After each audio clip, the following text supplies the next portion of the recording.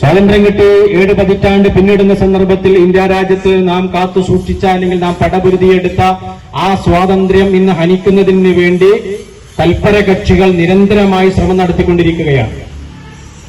ഇന്ത്യയിലെ 140 കോടി ജനങ്ങളിൽ മഹാഭൂരിപക്ഷവും ഇന്ന് പാരതന്ത്ര്യത്തിന്റെ കൂച്ചുവിലങ്ങുകളിൽ തളക്കപ്പെട്ടുകൊണ്ടിരിക്കുകയാണ്.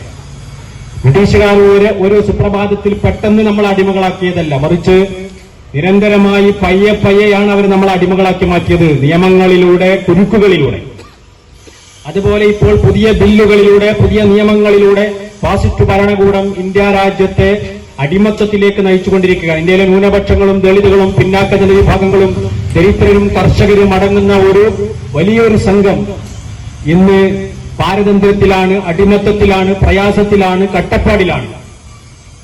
രാഹുൽ ഗാന്ധി പാർലമെന്റിൽ പറഞ്ഞതുപോലെ 6 പേരുടെ ചക്രവ്യൂഹങ്ങളാണ് ഇന്ത്യ രാജ്യത്തെ ഇന്ന് വരിഞ്ഞു മുറുക്കിക്കൊണ്ടിരിക്കുന്നത്. അദാനിയും അംബാനിയും അടക്കമുള്ള കോർപ്പറേറ്റ് മുതലാളികളും ഫാസിസ്റ്റുകളും കൈകോർത്ത് പിടിച്ചുകൊണ്ട് രാജ്യത്തെ തകർത്തുകൊണ്ടിരിക്കുമ്പോ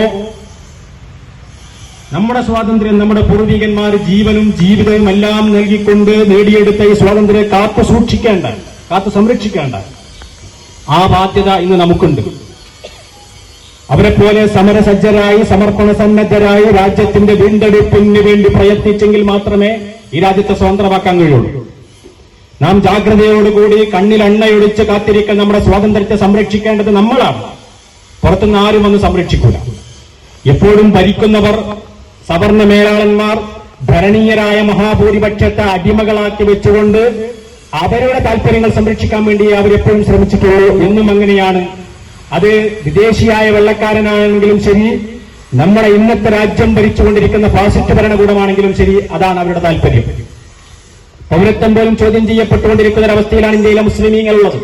വഖഫ് നിയമങ്ങൾ ഭേദഗതി ചെയ്തുകൊണ്ട് നമ്മുടെ രാജ്യത്ത് ആരാധനാലയങ്ങൾക്ക് വേണ്ടി നമ്മുടെ പൂർവികന്മാർ നൽകിയ വഖഫ് സ്വത്തുകൾ എങ്ങനെ സ്വന്തമാക്കാമെന്നുള്ള ഗൂഢാലോചനയിലാണ് അവരുള്ളത്. മുത്തലാഖ് നിയമത്തിലൂടെയും മറ്റു പൗരത്വ ഭേദഗതി നിയമത്തിലൂടെയും എല്ലാം ഈ രാജ്യത്തെ ന്യൂനപക്ഷങ്ങളുടെ സ്വാതന്ത്ര്യം കവർന്നെടുത്തുകൊണ്ടിരിക്കുമ്പോൾ, കണ്ണിലെണ്ണയൊടിച്ച് ജാഗ്രതയോടുകൂടി സ്വാതന്ത്ര്യം നിഷേധിക്കപ്പെടുമ്പോൾ അവകാശങ്ങൾക്ക് വേണ്ടിയുള്ള പോരാടാനുള്ള ജാഗ്രത, അതാണ് ഈ സ്വാതന്ത്ര്യം. ഈ സ്വാതന്ത്ര്യ ദിനത്തിൽ നമുക്ക് നൽകുന്ന സന്ദേശം അത് തന്നെയാണ്. രാജ്യത്തിന്റെ സ്വാതന്ത്ര്യം ഒരിക്കലും നഷ്ടപ്പെടുത്താൻ, അവകാശങ്ങൾ നഷ്ടപ്പെടുത്താൻ നമ്മൾ ഒരിക്കലും കൂട്ടുനിൽക്കാൻ പാടില്ല. നമ്മൾ അവിടെ നിസ്സംഗരാകാൻ പാടില്ല.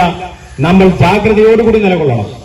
എങ്കിൽ മാത്രമാണ് നമ്മുടെ ഭാവി തലമുറക്ക് സ്വാതന്ത്ര്യം കിട്ടുക, നമുക്ക് അന്തസ്സോടുകൂടി ജീവിക്കാൻ കഴിയുക. അടിമകളായിട്ട് ജീവിക്കുന്നതിനേക്കാൾ നല്ലത്.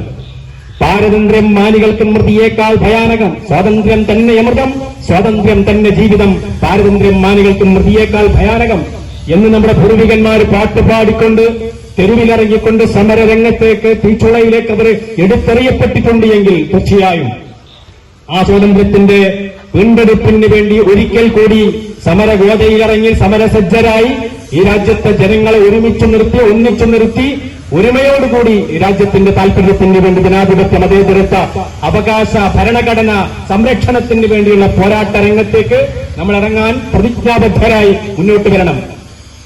അതാണ് ഞാൻ ആദ്യം സൂചിപ്പിച്ചത്. നാം ജാഗ്രത പാലിച്ചെങ്കിൽ മാത്രമേ നമ്മുടെ അവകാശങ്ങൾ ഭരണാധികാരികൾ നമുക്ക് നൽകുകയുള്ളൂ.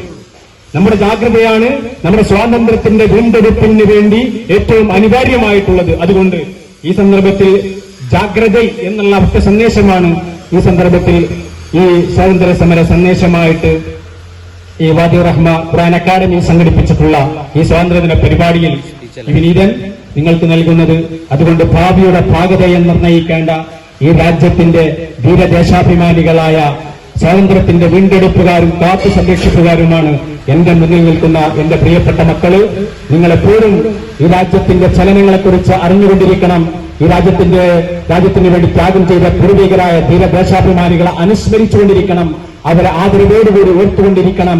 അവരുടെ ചരിത്രത്തിൽ നിന്നും ത്യാഗത്തിൽ നിന്നും പുതിയ ഊർജം ആർജിച്ചെടുത്തുകൊണ്ട് പുതിയൊരു രാജ്യത്തിന് വേണ്ടി ഹിന്ദുവും മുസ്ലിമും ക്രിസ്ത്യാനിയും ജൈനനും ബുദ്ധനും മതമുള്ളവനും മതമില്ലാത്തവനും പാവപ്പെട്ടവനും പണക്കാരനും കർഷകനും തൊഴിലാളിയും മുതലാളിയും ദരിദ്രനും എല്ലാവരും ഒരുമിച്ച് തോളോട് തോട് ചേർന്ന് നിൽക്കുന്ന ഇന്ത്യ രാജ്യവും ഭരണഘടനയും ഉയർത്തിപ്പിടിക്കുന്ന ഇക്വാലിറ്റി എന്ന സമത്വം, ഫ്രട്ടേണിറ്റി എന്ന സ്വാതന്ത്ര്യം, ഫ്രീഡം എന്ന ഫ്രട്ടേണിറ്റി എന്ന സാഹോദര്യം, ഫ്രീഡം എന്ന സ്വാതന്ത്ര്യം, ജസ്റ്റിസ് എന്ന നീതി, ഈ 4 തത്വങ്ങൾ ഉയർത്തിപ്പിടിക്കുന്ന ഈ രാജ്യത്തിന്റെ ഭാഗതയെ നിർണ്ണയിക്കുന്നവരായി, സ്വാതന്ത്ര്യത്തിന്റെ കാവലാളുകളായി നിങ്ങൾ മാറണം എന്ന് മാത്രം ഈ സന്ദർഭത്തിൽ സൂചിപ്പിച്ചുകൊണ്ട്